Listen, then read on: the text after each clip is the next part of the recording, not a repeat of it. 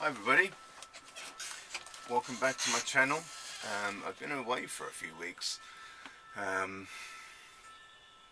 Not quite sure why that is. It just, life the way it gets in the way sometimes. I've collected quite a few records. For some reason I haven't really had much quality time to listen to them.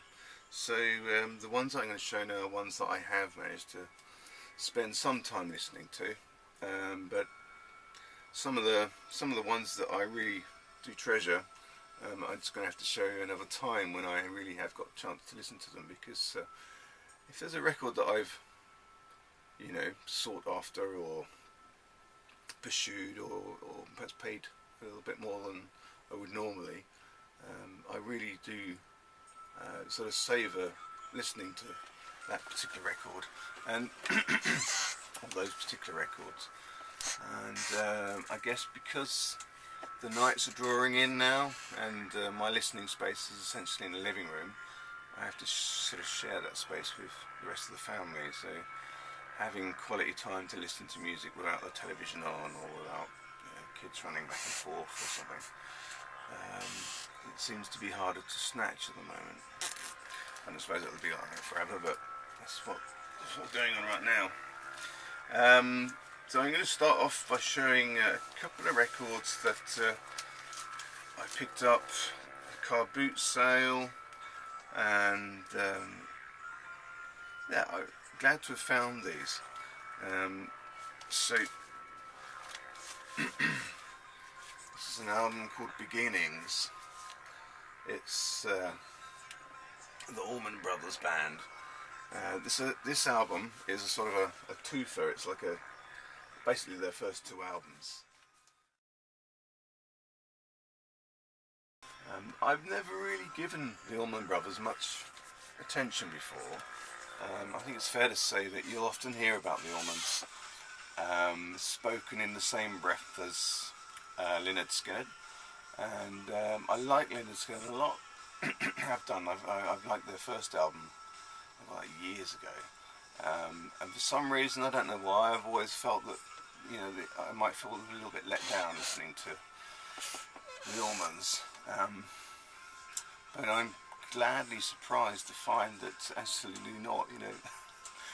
These two records are really, really good, and so I was quite surprised, and yeah, I must admit I'm looking forward to getting to know the Allman Brothers music much more than I have done. I can imagine me becoming quite a big fan of this band.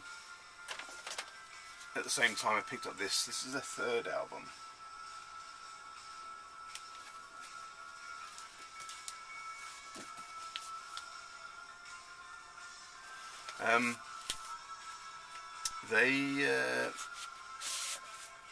Yeah, so I've been sort of learning about the history of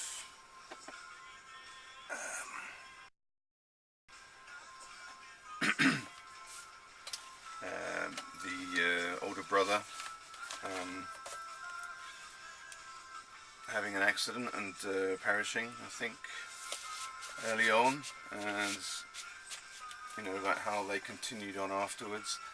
I understand there's a live album, I think, between these two and this one, which is supposed to be really, really good. I'd love to get that one day. But yeah, Allman Brothers, it's very new to me. I thought I would kind of not really be too interested in it, but it's actually very, very good.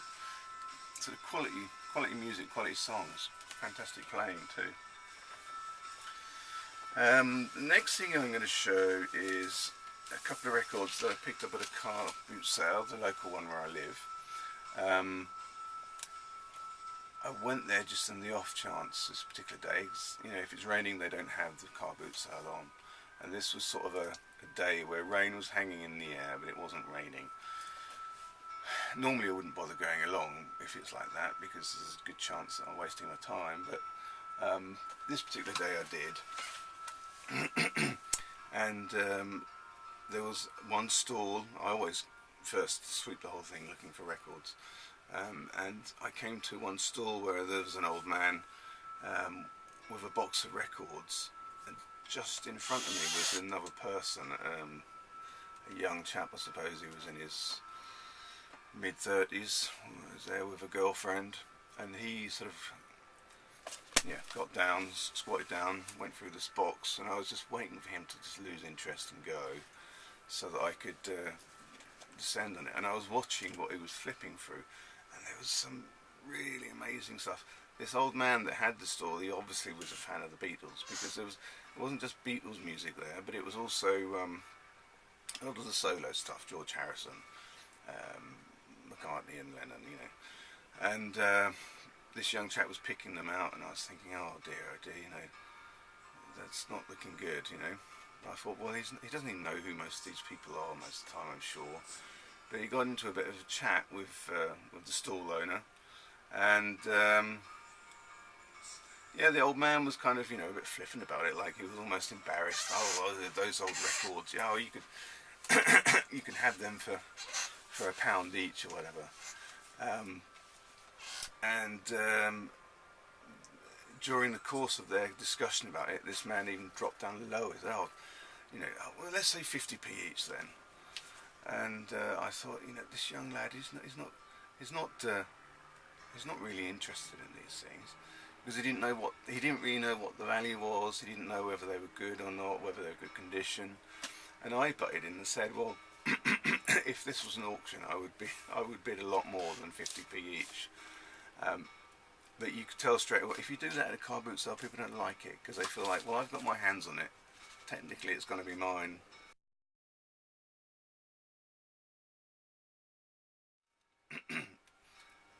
It's not really for anybody else to come and say, I'll give you more. But yeah, this young lad was saying, well, young man in his 30s was saying about he didn't know whether it was a good deal or not, and I said it is a very good deal. So he gave the bloke a tenner and left, and I was left with the box of whatever's left, and sadly it was a lot of rubbish, just a few odds and bits and pieces left, nothing really of any sort of interest. But I managed to pick out two, and I guess this really shows this guy didn't know what he was looking for. He didn't know what he was looking at. This was left in the box. So this is the Plastic Ono band. Live piece in Toronto, 1969. Original press. Yeah, it's on the Apple label. It's well, what can I say? I mean, it's a live album. It's old, from 69, so, or 70, and a bit of crackle there, but it was certainly a lot better now than what it was when I found it. Only cost me 50p. You know, you can't go wrong. Glad to have found this. And also in that batch was this one. It's the Monkeys. Pisces, Aquarius, Capricorn and Jones Limited. I grabbed this again. You know, the guy before me, he didn't know what he was looking at, he didn't know what he was looking for. Most people would have picked this up, but he didn't. He wandered away with his copies of Sergeant Pepper's and, you know, whatever else it was. He even had a record player. Probably didn't even have a record player. Sickening. I was spitting teeth after he left. No, anyway, so I bought this home, quite good, cleaned it up.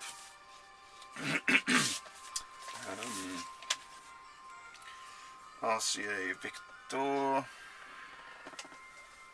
a label there.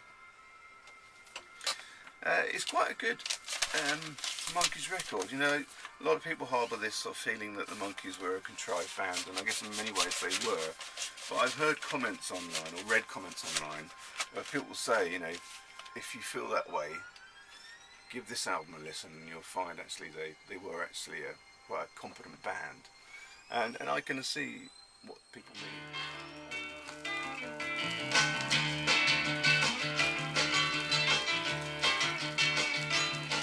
With his spoons gold stacked up all around him,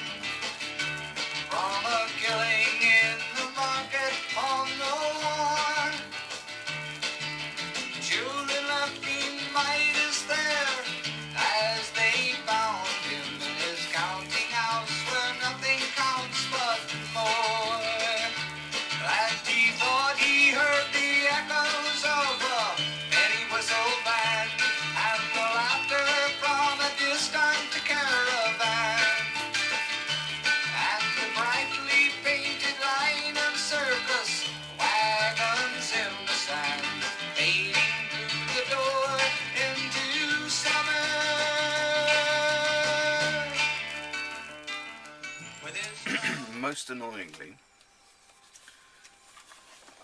while I was away from the room, my daughter, lovely as she is, she has this kind of knack of being very sort of, should we say, well, she likes pens and pencils and she likes drawing on things.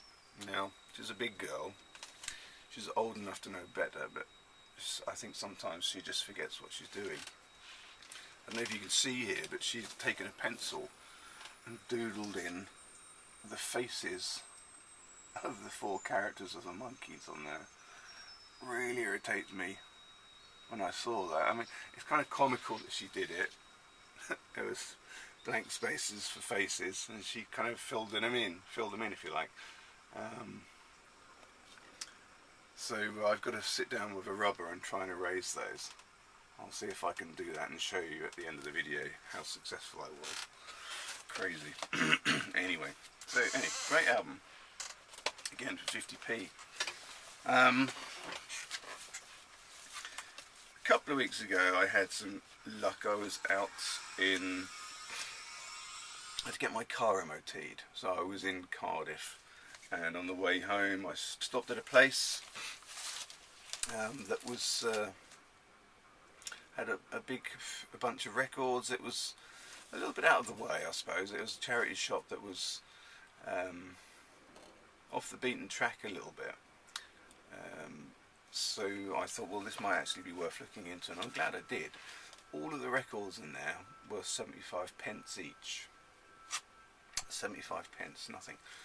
And yeah, it basically was run by lots of old ladies. They didn't know what they were, what they had, what they were selling, and that sort of stuff. So I did quite well. I came home with quite a few records from there. Spent about £5, I think. And I'm not going to show all of the ones that I got, because like I said, I just haven't had a chance to listen to all of them. I'll show this one. Everyone knows this, Pink Floyd The Wall. I know I've got 2 copies of this. It's an original press, first press. It's got a little bit of wear on the back, and to be honest, I'd never seen this before. This sort of sticker, it peels off like that, but it sort of stays there with vacuum. And the records are really great shape. I mean, it looks almost like they've never been played before. It's got the original labels and everything. 75p, you know, cleaned up beautifully. I have listened to a couple of sides, and it just sounds the way you'd expect it to. You know, really, really good. It's just that, yeah, I don't know what I should do with this, and I've been thinking about giving it to my son. Not really knowing whether it might be a bit too much for him at the moment. He's only 9. We'll see. Possibly I might hang on to it and give it to him. In that batch as well, I found this album, Almost Blue. So that's Elvis Costello and the Attractions. I'd never heard of this record before. I wasn't aware of it.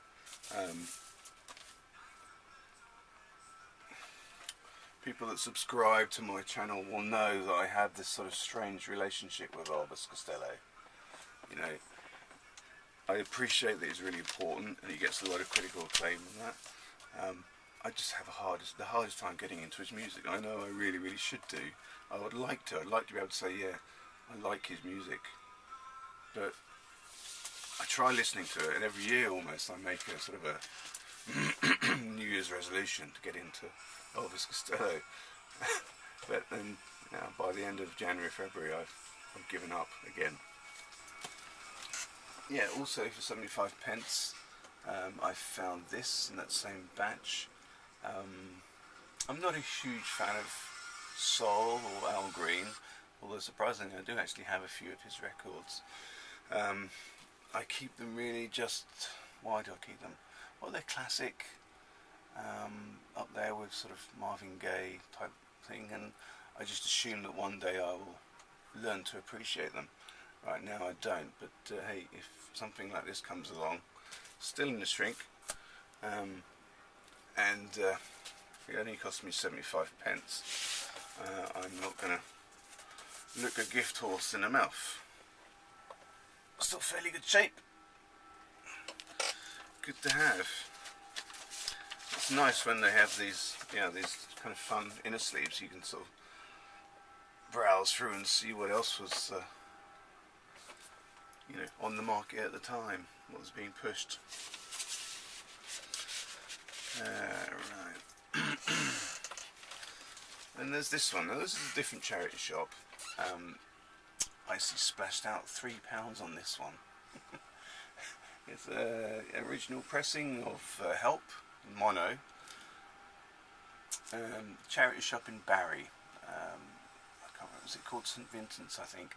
I go there quite regularly, and sometimes they have something, sometimes they don't. At this particular time, the lady that works there, she said, we had a donator come in and give us a whole bunch of Beatles stuff, but it all went on Saturday morning, and this was the only thing left, and the only reason why it was left because it was in the window and nobody could sort of get it out to sell it.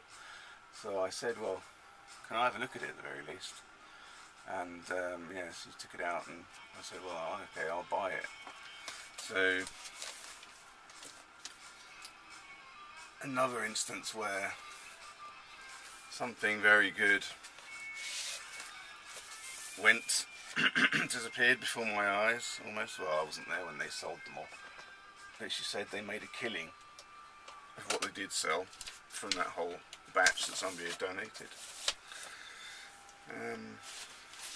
So, oh well, good thing to have. Yeah, it's mono, and I've always said, don't really get this thing of mono, don't really appreciate it the way people apparently did. Chris at Dixieland Farm chirped in recently when I made that comment on one of my videos, and he said a couple of things that were very wise. One was that when they made the original mono mixes, that they put a lot more effort into it. I don't really know. I guess that's debatable, but I suppose, yeah, that was the intention anyway. But also, he said the advantage of mono is that if the record is worn and has a few scratches on it, it's less likely to create so much noise when you play it back as a stereo record would. And I'd never really considered that before, but playing this one, because it is an old record obviously, it's not mint condition or anything, but yeah, you can play it and you're not really disturbed by any kind of crackle or pops or anything like that. And I guess that is because it's mono, and yeah, it's better for that. Now, last weekend, at a car boot sale, I bought some records. 7, I think, I came away with 7, and the man charged me a £5. I'm only going to show 2 of those, again, because the others that I picked up at the time, I just haven't had a chance to listen to them, so I'm not really going to say anything about them. But this is one I was particularly happy with. This is Dion. I really like this track, The Wanderer. Always have done. So, and I've never had it on record, but I've got this kind of greatest hits by Dion. It's an old record. It's also in mono, and I think as well, it's probably fair to say, although it's in quite good shape, it's probably fair to say that it sounds better because it's mono. Yeah, brilliant. Seem to be, rock and roll seems to be creeping into my life a lot more these days. It's got Run Around Sue on this one, which is, if you've ever heard it, it's just a great track. It's got this really sort of, I don't know what the term is, but very sort of rugged voice when he sings somehow. I don't know if that's the right word or not, but he has this sort of raspiness that fits the kind of the quality of the songs that he sings. I'd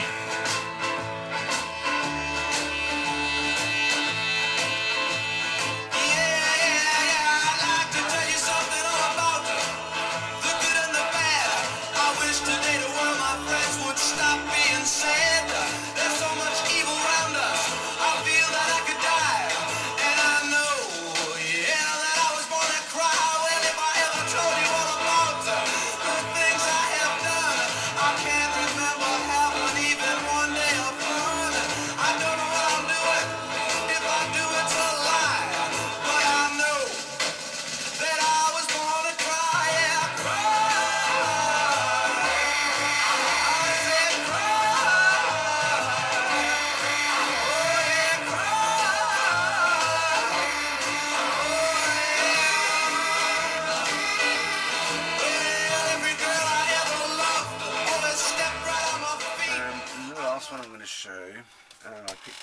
also up at the batch last week. Charlie Ventura, never heard of him before. I did write to somebody and asked if they could tell me anything about them, but they wrote back and said they didn't know anything themselves. This is called Hi-Fi Jazz. Charlie Ventura plays Hi-Fi Jazz.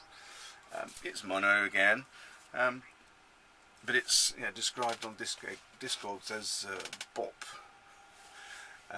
I'm not that familiar with these jazz terms, but it certainly does bop, and I've been bopping along to it whenever I've had the chance.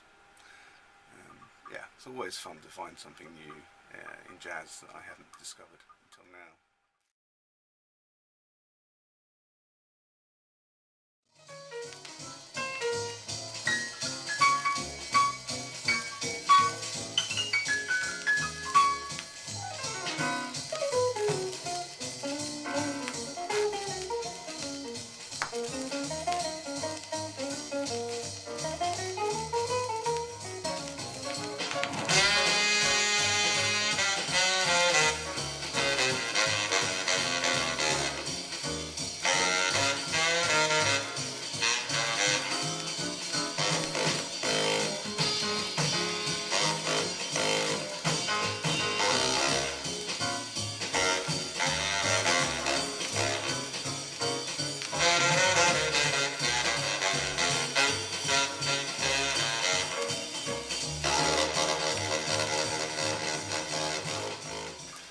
Okay everybody, well that's what I'm going to show today. Getting quite a pile gathering that if I'm not careful I'm going to end up at the end of the year having to show them all the records that I've picked up in the last 6 months, and that might be a little bit of a bottleneck like it was at the end of the first half. But okay, well thanks very much. I'll see if I can knock out a few more videos very soon. Thanks very much, bye. What are we going to do about this foot?